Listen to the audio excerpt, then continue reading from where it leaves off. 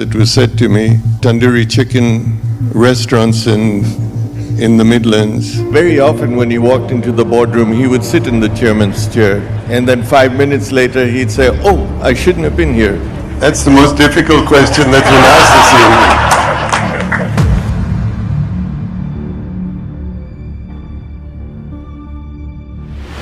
And you've said before that I don't believe in taking right decisions. I take decisions, then I make them right. How did you come to build that philosophy? I'm sorry, I'm going to upset you, but Facebook or Twitter that made that statement, it was never made by me. That's not you. Well, that's awkward. And so it's been a default statement. You come to know of it when people read them back to you. Mm-hmm. There's no remedial action that you can take with the social media. You live with it. Some people think it's arrogant for you to have stated that, and you don't have a chance to defend yourself by saying you never did. And some people think it's a great thing to say, and you quietly keep quiet. You stepped into the shoes of finest industrialist, JRD. The first day when you sat in that chair, what were your feelings? The feeling was of great confusion, actually. One was, what should I be? And again, metaphorically, you always are told that you are having to fit yourself in your predecessor's shoes. And these were mighty big shoes to fit. Humorously, I must tell you that confusion wasn't only in my mind, because Jay never left the office. And my greatest concern was, how will I operate with Jay beside me or behind me or whatever. He sat on all the boards that he had sat on, but now no longer is chairman. And very often when he walked into the boardroom, he would sit in the chairman's chair. And then 5 minutes later, he'd say, "Oh, I shouldn't have been here." And then you'd play musical chairs in the boardroom.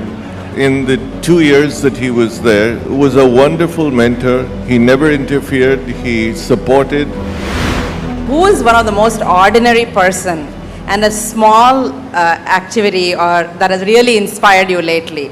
Who in your organization or somebody you met on a road said it doesn't matter, but a really ordinary act that has really inspired you? I would say what has struck me most recently is not a single person, but a group of people, and that is the staff at the Taj during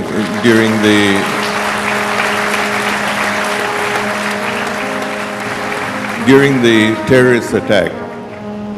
Because there was no structure, no one was prepared for what there was. I don't think that anybody could have done better than what these people did on their feet, moving guests through the kitchen, getting them out, and dealing with them, and some lost their lives in the process. These were ordinary people who had no great degrees behind them, and they provided leadership, courage, and in some cases gave their lives for them. I think the tribute should go to them because they were the ordinary people that did. It's about Jaguar Land Rover, and so when you acquired that, when Tata Group acquired, how do you deal with it in terms of culture, especially integrating that into your portfolio? There was a feeling that this was a ploy for an Indian company to buy Jaguar Land Rover, close down the plants in England, move the factories to India, and make Birmingham into a real estate project.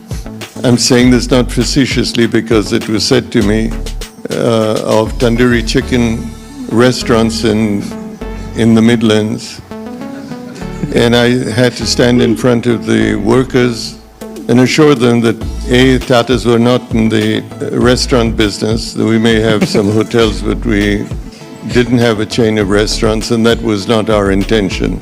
And then what we said, which is what we tried to do, was to say our plan is to leave you alone, to support you, and work with you in in returning these two brands to their original glory. What's gratifying is that the workforce in JLR did exactly that, and I think they've done admirably well, and the management of JLR, I think, are really the heroes of the day. If you can take us back a little bit to that moment when you became chairman, how hard was it for you to create a culture of positive change? My first few years as chairman was committed and dedicated to changing the culture in the company. I inherited a board, for example, that must have an average age of 85. We had a few directors who were participating. Several of them had to be helped into the boardroom because they could no longer walk freely. Some of them came and sat down and fell asleep. Others didn't hear too well. But when it came to making changes, they all woke up and ensured that no change took place. The first 4 or 5 years were spent in trying to figure out how to graciously ease them out of the company. I'm pleased to say that most of them followed a trend of if you made them an offer that was attractive enough, they agreed to move. And then 5 years later, one could sit down and try to create a new culture, a group that was more customer-oriented. My question is really simple. What excites you the most? That's the most difficult question that's been asked this evening. How can I say that publicly?